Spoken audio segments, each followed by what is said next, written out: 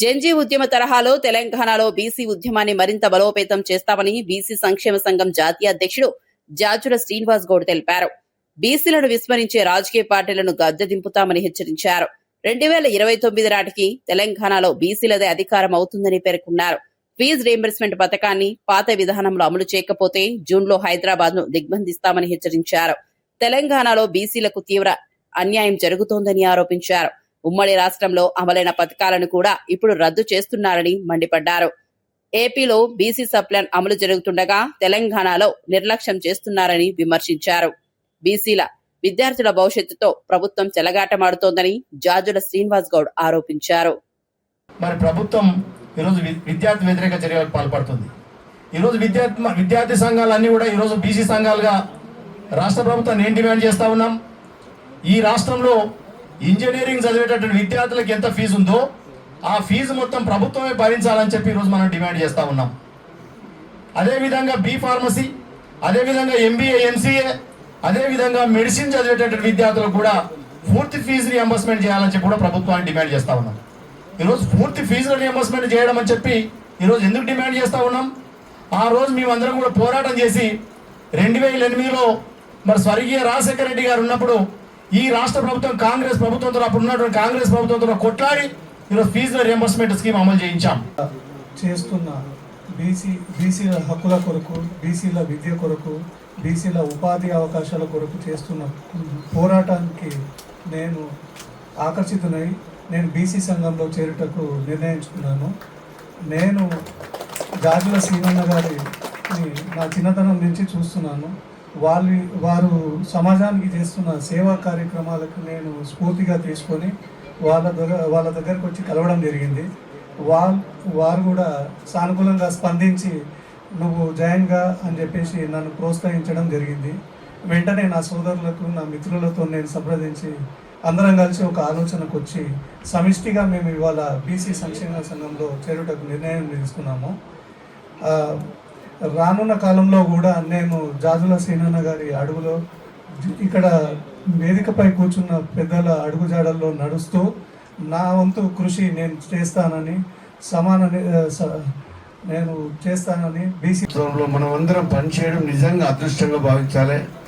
ఎందుకంటే ఇదంతా మేము చూస్తున్నాము మన కోసము, మన పిల్లల భవిష్యత్తు కోసము, రాబోయే మరి మన రేపు పొద్దున ఒక్కొక్కరు ఒక్కొక్క ఆఫీసర్గా, ఒక్కొక్కరు ఒక్కొక్క మంచి హోదాలో తయారవుతారు. మీరందరూ మీ భవిష్యత్తు కోసం మరి అన్న ఎన్నో కష్టాలు, ఎన్నో బాధలు, ఎన్నో రాత్ర పగలు కాకుండా మరి గల్లీ నుంచి ఢిల్లీ వరకు మన సమస్యల కోసం పోరాటం చేస్తున్నారు మన జాతీయ అధ్యక్షుల వారు. మరి ఆయన నాయకత్వంలో మేమంతా అందరూ కలిసికట్టుగా మరి ఏ ప్రభుత్వాన్ని నిలదీయడానికి ముందుంటున్నాం. ఇక్కడ కాంగ్రెస్ ప్రభుత్వం కానీ, అక్కడ బీజేపీ ప్రభుత్వం కానీ, ఏ ప్రభుత్వం అయినా మన బీసీ సోదరులకు, మన యువకులకు, మన విద్యార్థులకు ఎలాంటి సమస్యలు వచ్చినా కానీ ప్రభుత్వంతో పోరాటం చేసి మీ సమస్యలన్నీ పరిష్కరించడానికి ముందుంటున్నాడు అన్న. మరి అన్న నాయకత్వంలో మరి రాష్ట్రంలో ఉన్న ఎన్నో సంవత్సరాల నుంచి బీసీ సమస్యలతో పోరాటం చేసే సంఘాలని, కానీ అన్న నాయకత్వం చేపట్టిన తర్వాతనే మరి ప్రభుత్వాలు దిగొస్తున్నాయి. మరి కులగానే జరిపిస్తామని ఒక ఆయన అంటాడు, ఒక ఆయనేమో 42% రిజర్వేషన్ బీసీలకు ఇస్తామని ఒక ఆయన అంటూ, ఒక ఆయనేమో బీసీని ముఖ్యమంత్రి చేస్తానని ప్రధానమంత్రి డిక్లేర్ చేశాడు. ఇదంతా శుభసూచకం. మన బీసీలకు కానీ మహిళా రిజర్వేషన్ విషయం కోసం ప్రతి ఒక్కటి మరి అన్న పిలుపు మేరకు పిలుపునిస్తుంటేనే ప్రభుత్వాలు గడగలు ఆడుతున్నాయి. మరి తమ్ముళ్ళందరూ రాబోయే రోజుల్లో ఒక మంచి మంచి ఆఫీసర్గా, కలెక్టర్గా, ఇంజనీర్గా మంచి మంచి ఆఫీసర్లు కావాలి. మీ భవిష్యత్తులో ఏ సమస్య వచ్చినా మా దృష్టికి తీసుకురండి. మేము కూడా అన్నతో మాట్లాడి అన్నతోటి అన్ని సమస్యలు పరిష్కరించడానికి ముందుంటాం. తెలంగాణ కంటే గత ఉమ్మడి రాష్ట్రమే మేలనిపిస్తుంది. ఇప్పుడున్న ప్రత్యేక రాష్ట్రం తెలంగాణ కంటే గత ఉమ్మడి ఆంధ్రప్రదేశ్ రాష్ట్రమే మేలనిపిస్తుంది. ఎవరికి? బీసీలకు. ఎందుకంటే గత 11 సంవత్సరాలుగా 60% జనాభా ఉన్న బీసీలకు ఈ అగ్రకుల ప్రభుత్వాలు ఒక్క స్కీమ్ను కూడా ప్రవేశపెట్టలే. బీసీల అభివృద్ధికి ఎలాంటి చర్యలు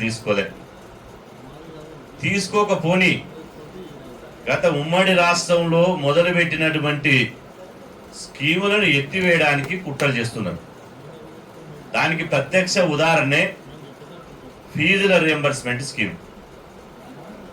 ఫీజుల రియంబర్స్మెంట్ స్కీము మనం పోరాటం చేసి పేద విద్యార్థులు కూడా, పూరి గుడిసెలో పుట్టిన ప్రతి పేద బిడ్డ కూడా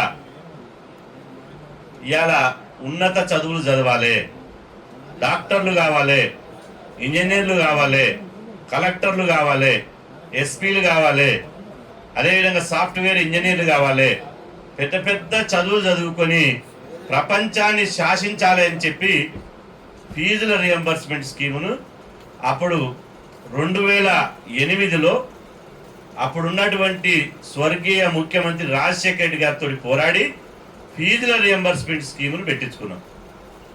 ఇవాళ ఫీజుల రియంబర్స్మెంట్ స్కీమ్ ఎక్కడుంది?